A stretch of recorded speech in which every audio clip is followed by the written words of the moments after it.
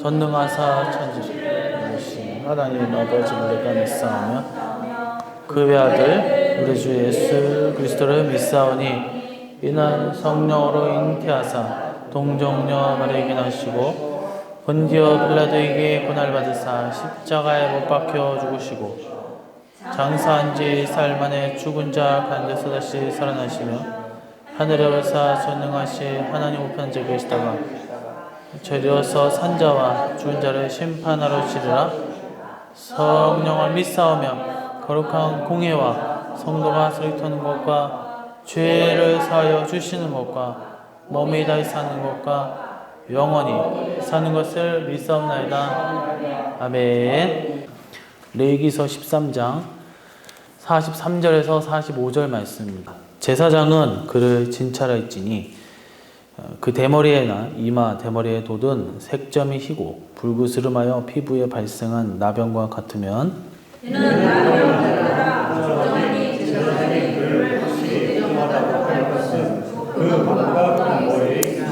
45절 나병 환자는 옷을 찢고 머리를 풀며 윗입술을 가리고 외치기를 부정하다 부정하다 할 것이요. 아멘.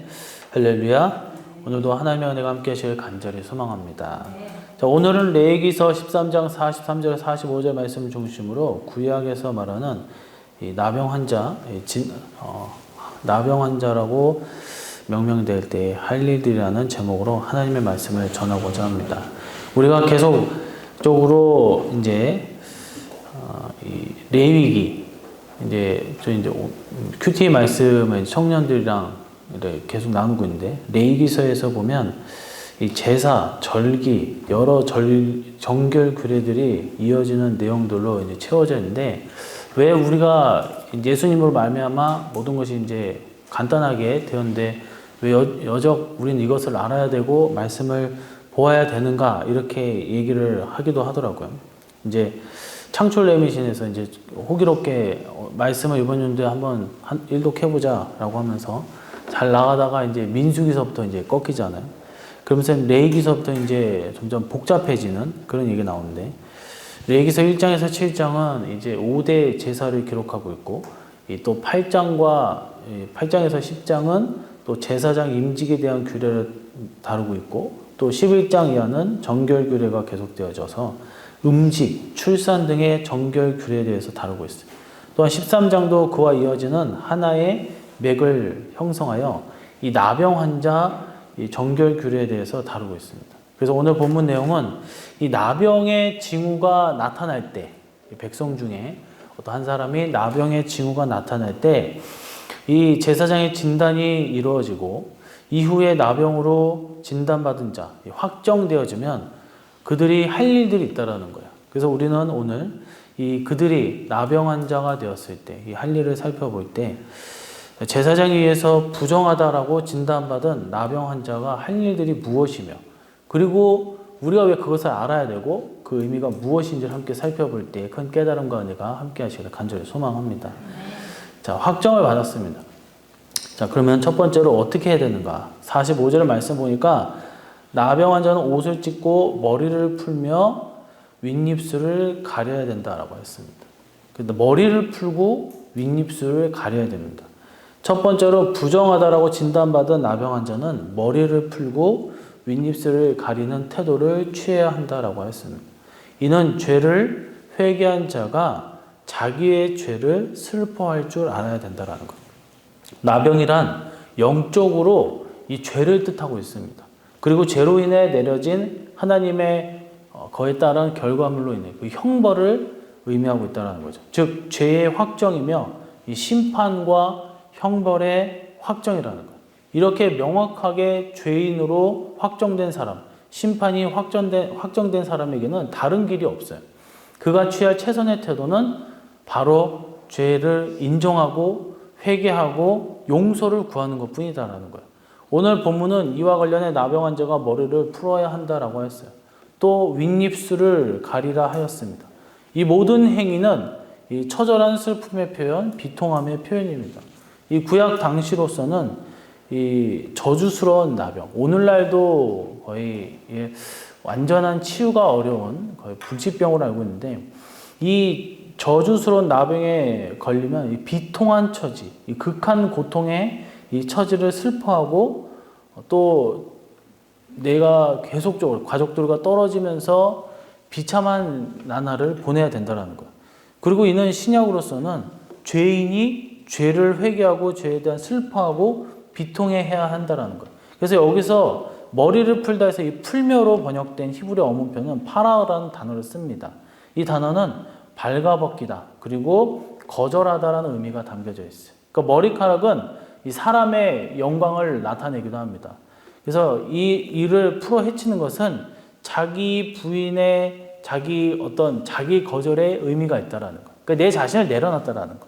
나는 내 스스로 나의 영광을 내려놓는 것처럼 내가 아무것도 할 수 없다. 그러니까 어떻게 보면 이제 황복하는 느낌의 그런 것이다라고 할 수 있겠죠.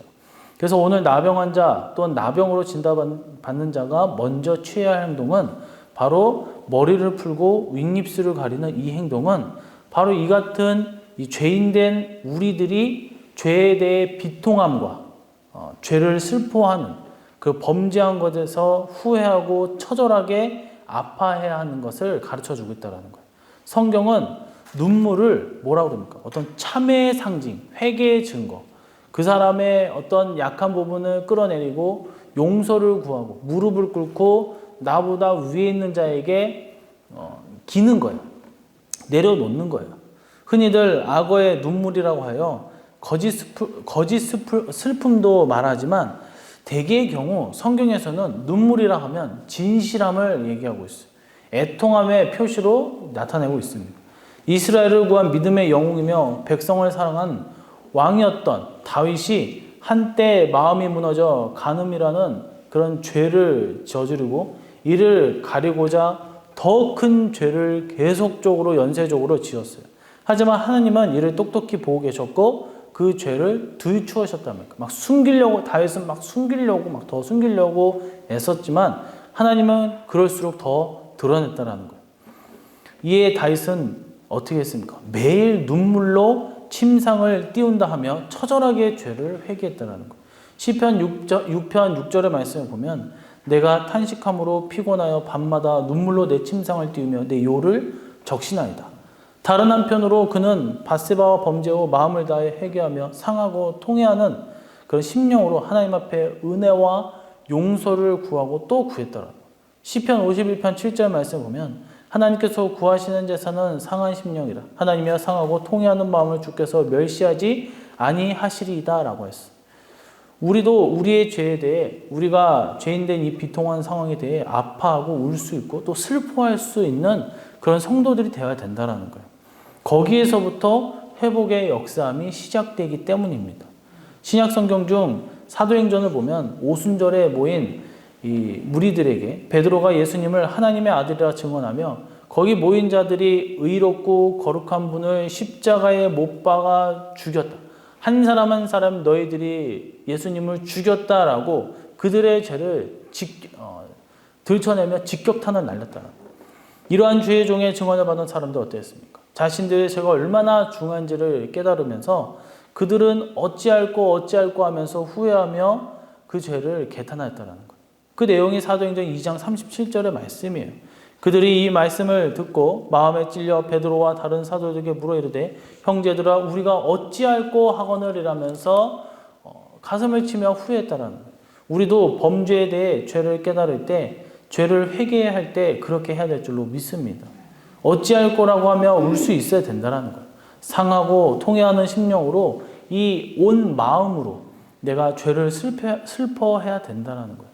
그냥 에이 뭐 하고 말지 이런 것이 아니라 내가 이 정말 자그마한 것이라도 내가 놓치지 아니하고 이것을 회개하며 넘어가지 않고 반드시 하나님의 말씀 가운데 내가 눈물로써 통회하며 회개하는 그런 삶을 살아야 될 줄로 믿습니다.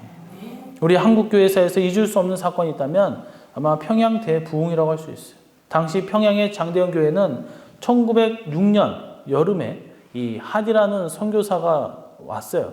일주일 동안 부흥회를, 이 기도회를 이끌어 나갔는데 이후에도 계속적으로 부흥회를 이제 이어져 가면서 그렇게 이제 한 해가 지나 1907년까지 이어지는데, 당시 기도회 중에 이 길선주 장로가 인도할 때 저녁 집회에서 먼저 자신의 죄를 고백하고 수많은 사람들 앞에서 울음을 터뜨리며 오늘 말씀처럼 그렇게 인도를 했다라는 거예요. 당시 어떻게 했습니까? 회개하는 장면에 대해서 말하자면 사람들이 마룻바닥에 쓰러져 손바닥으로 마루를 치면서 괴로워했다고 했어요. 덩달아 슬퍼하고 자신의 죄를 참으로 회개하는 모습이 나타났다고 했어요. 거기에서 한국교회의 대부흥이 시작되었다라는 것입니다.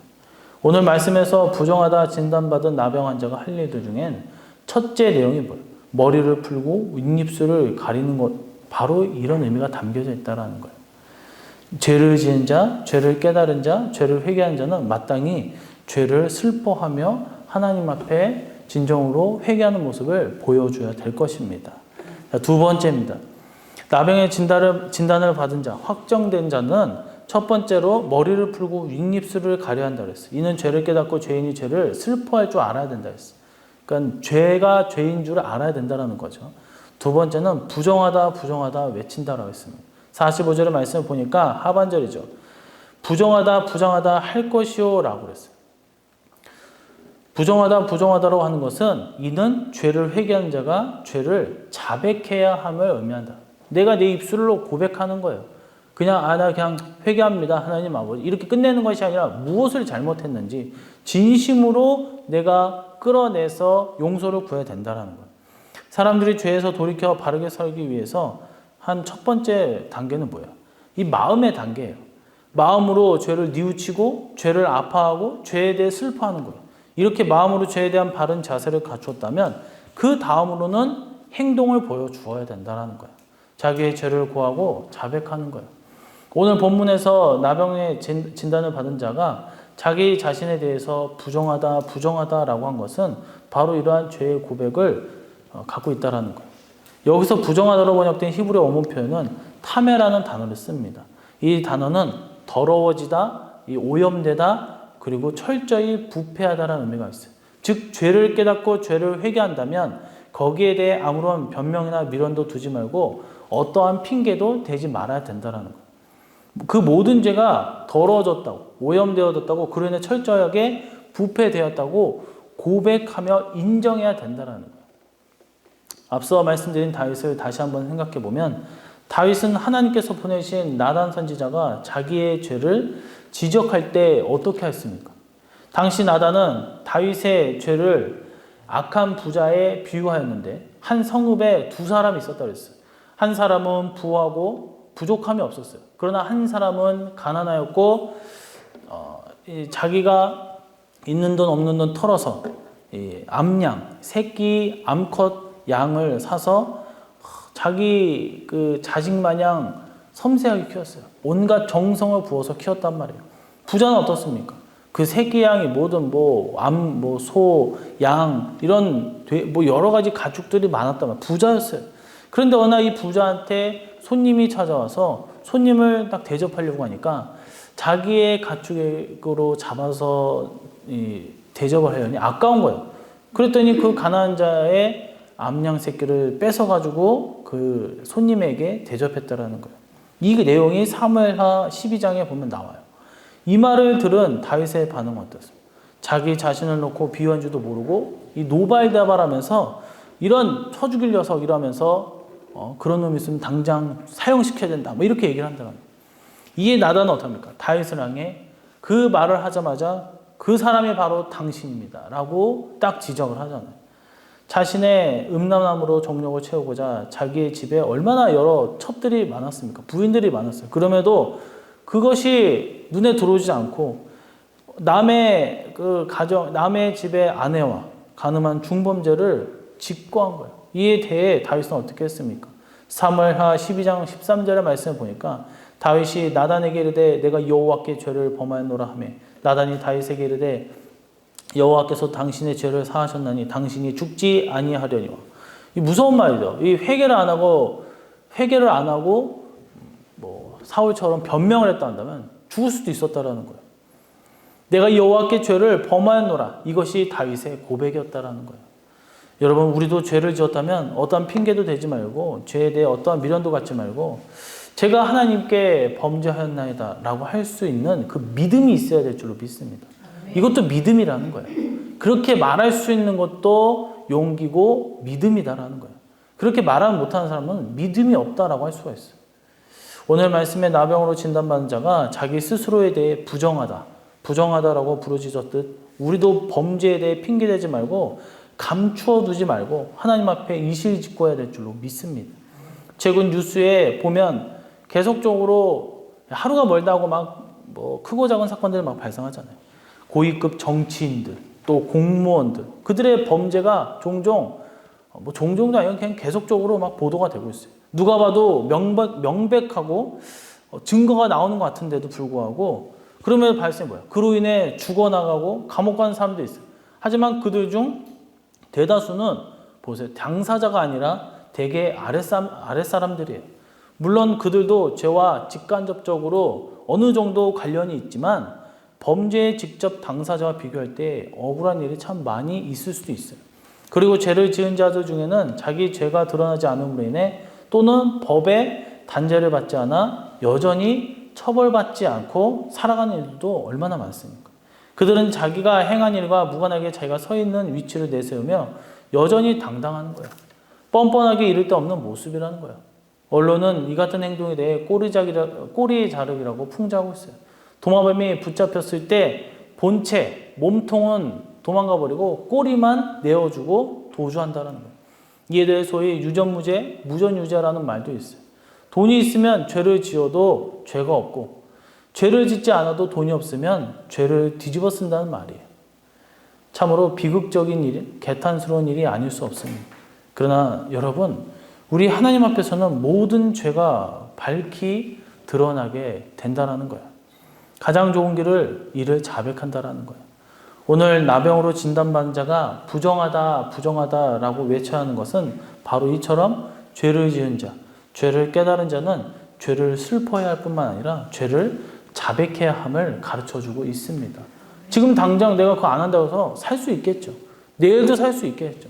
중요한 것은 뭐예요? 그 영혼은 하나님께서 거두어 가시는데 하나님의 품으로 거두어 가면 다행이지만 하나님 품이 아닌 다른 곳이라면 끔찍한 결말이 될 수밖에 없다라는 것입니다. 저와 여러분은 늘 자백하며 용서를 구하는 저와 여러분 되시기를 간절히 소망합니다. 자, 세 번째입니다. 첫 번째, 부정하다 진단받은 나병 환자들이 할 일은 첫 번째로 머리를 풀고 윗입술을 가려야 된다 했어요. 죄를 회개한 자는 가장 먼저 마음으로 죄를 슬퍼할 줄 알아야 된다 그랬어요. 그러니까 죄를 죄로 인식해야 된다 그랬어요. 그리고 두 번째는 부정하다 외친다고 그랬어요. 이는 죄를 회개한 자가 죄를 자백해야 된다라고 했어요. 그리고 마지막 세 번째로 45절의 말씀을 보니까 옷을 찢는다라고 했습니다. 나병 환자는 옷을 찢고라고 하였습니다. 이는 죄를 회개한 자가 죄된 행실을 버리는 것을 의미합니다. 이 신앙생활을 시작함에 있어 신앙의 성장을 이루어감에 있어 거룩함을 지킴에 있어서 가장 중요한 문제는 바로 회개입니다. 바른 회개가 있어야 어떤 바른 신앙을 차곡차곡 만들어가고 쌓아가며 지킬 수 있어요. 신앙의 성장도 거룩함도 있습니다. 아무리 오래 교회를 다니고 교회에서 내가 중직을 맡고 오랜 시간 동안 교회에서 봉사하고 헌신한다 하더라도 회개와 거리가 멀다면 그는 바른 신앙을 갖고 있는 사람이라고 할 수가 없어요. 하나님의 성도라고 말할 수 없다는 거예요. 오늘 말씀은 그 면에서 신앙의 기본 중에 기본과도 같다라고 할 수가 있어요. 오늘 본문 중 옷을 찢음도 바로 이러한 회개와 직결됩니다. 여기서 옷으로 번역된 히브리 원문 표현은 이 베게르라는 단어를 쓰는데 그냥 옷, 즉 의복을 나타내기도 하지만 통상적으로 우리가 입고 어떤 겉옷, 또 이제 외투를 의미하기도 합니다. 겉으로 드러나는 옷, 사람들 앞에 드러낼 수 있는 옷을 말하고 있다는 거예요. 대개 성경에서 겉옷은 이 삶과 행위를 상징합니다. 그러니 그 옷을 찢어서 못 입게 버리는 것은 무엇을 말하는 걸까요? 바로 죄악된 행위 자체를 버리는 것을 의미합니다. 그래서 회개, 그것은 마음에서 시작된다라는 거예요. 죄에 대해 혐오하고 죄를 슬퍼하고 죄에 대해 개탄하는 자가 참 회개자예요. 그리고 그것을 분명하게 죄라고 인식하며 자신이 저지른 잘못을 하나님 앞에 고백하며 용서를 구하는 것. 그리고 하지만 거기서 머무르면 안 되고 그 죄를 슬퍼하고 그 죄를 고백했다면 아무리 중요한 옷이라도 그 옷을 찢어버리듯 그 죄를 또한 떠나고 버려야 될 줄 알아야 된다는 거예요. 처음엔 쉽지 않겠죠. 예를 들어서 뭐 술 중독자가 뭐 정말 하나님의 관건적인 역사 가운데 단번에 끊을 수도 있을 수도 있겠지만 내가 또 술을 마실 수 있다는 거예요. 하지만 내가 이것이 죄라는 걸 알아요. 내가 그 전에 뭐 10번 마셨다면 5번은 줄이고 점점 이렇게 줄여 나가는 모습이 있다면 그 사람 성화의 길을 가는 거고 오늘 말씀처럼 배워 나가면서 할 수 있다라는 거예요. 담배도 마찬가지고 마약도 마찬가지고. 근데 대부분 술, 담배, 마약은 끊는 게 아니라 참는 거라고 얘기를 하더라고요. 오늘날 우리나라에 보면 점점 마약 사범들이 많아지고 있잖아요. 남녀노소 할 거 없이 일반 주택에서 막 던지기라고 하죠. 막 다 소포처럼 던지고 막 가버리고 마약 중독이 심각하고 정말 심각한 것 같습니다. 그 죄에서 머무르면 안 된다는 거예요. 계속적으로 맞아 나 죄지 용서해 주세요 하고 끝나는 것이 아니라 내가 어떻게 해서든 멀어지기 위해서 애써야 된다. 떠나기 위해서 애써야 된다는 거예요. 복음서를 보면 예수님의 비유 중에 옷에 대한 비유들이 종종 나오는 것을 볼 수 있는데 마태복음 22장을 보면 이 혼인잔치를 연 임금의 비유가 나옵니다. 이 비유에 초대된 이들 중 예복을 입지 아니한 자들이 딱 임금이 딱 그것을 보고 이 수족을 묶어 던져버리라고 명하는 내용이 나와요.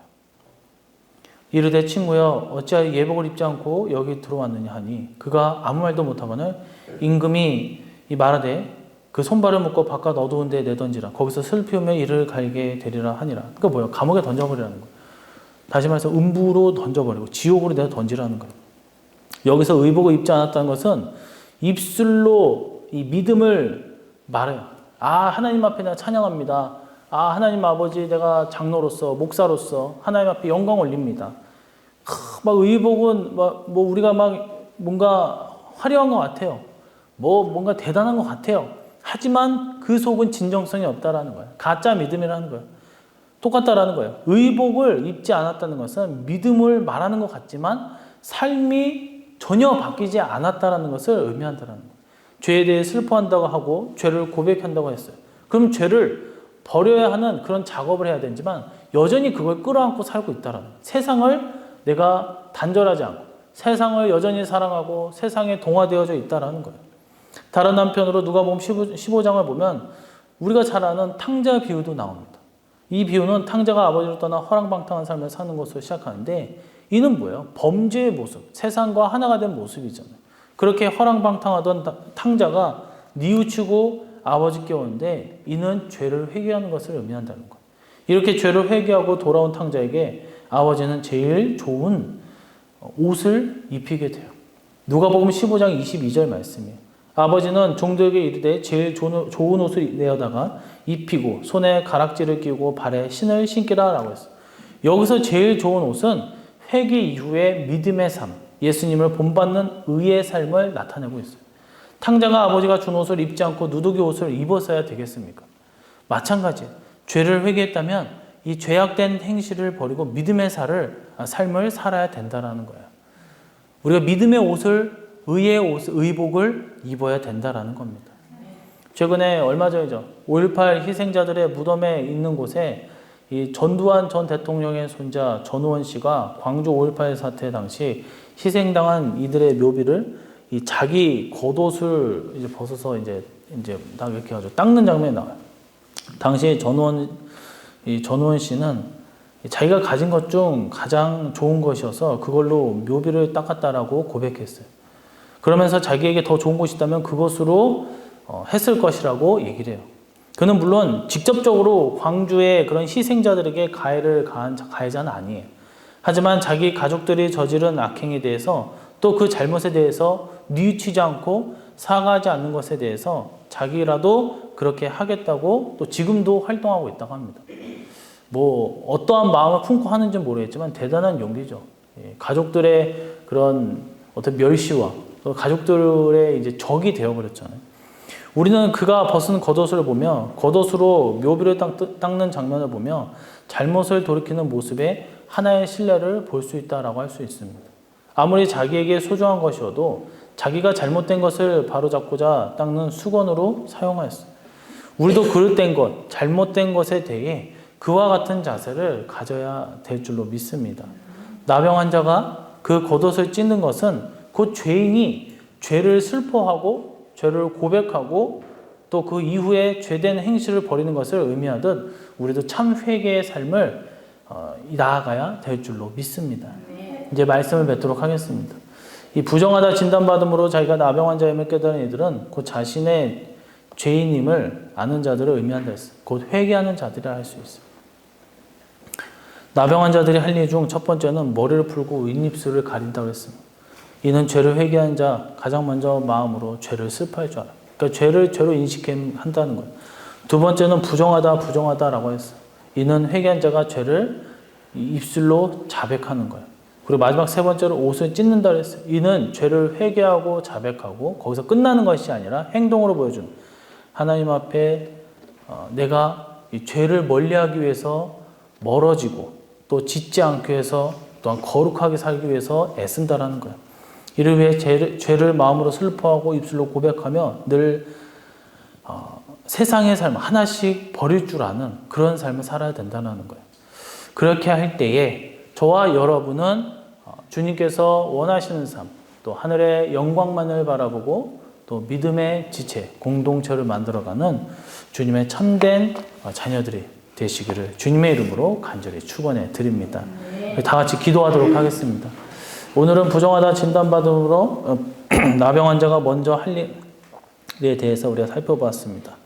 구약시대에 나병 환자를 다루는 모습을 살피므로 우리는 영적으로 우리에게 주님께서 말씀하시고자 하는 것을 다시금 깨닫게 됩니다. 우리의 죄를 인지하고 슬퍼하고 자백하고 죄와 멀어지기 위해서 힘쓰려 주님의 참된 자녀들이 될 수 있게 해주셔서 정말 우리가 살아갈 때, 하루를 살아갈 때에 거룩성을 잃지 않고 온전함으로 오직 주님만을 섬기는 정결하고 순결한 주님의 참된 자녀들, 그리스도인이 될 수 있게 해달라고 이 시대 빛과 소금의 정체성을 품고 하늘의 영광을 바라보며 하나님의 사명자로서 살아갈 수 있게 해달라고 주여 삼창 부르시고 기도하도록 하겠습니다. 주여! 우리를 위해 십자가에 피 흘려 돌아가시고 우편에 앉아 계신 주님의 거룩한 은혜와 전능하신 성부 하나님 놀라우신 사랑과 또 계획하심과 내주하시고 우리를 위해 날마다 새 힘을 허락하시고 인도해 주시는 성령님의 인도 속에 우리의 죄를 인지하고 슬퍼하며 자백하며 회개하고 또한 나아갈 때 늘 죄악과 악한 영으로부터 멀어지려고 하는 성화의 길을 걸을 수 있는 그 은혜와 그 축복이 그랬을 때에 늘 선한 열매를 맺으며 승리하는 우리 성도들의 강력한 은혜와 또한 하나님의 영이 깃들 수 있도록 가정에게 또한 교회와 그 기업 위에 그 은혜가 영원토록 함께 있을지어다. 아멘.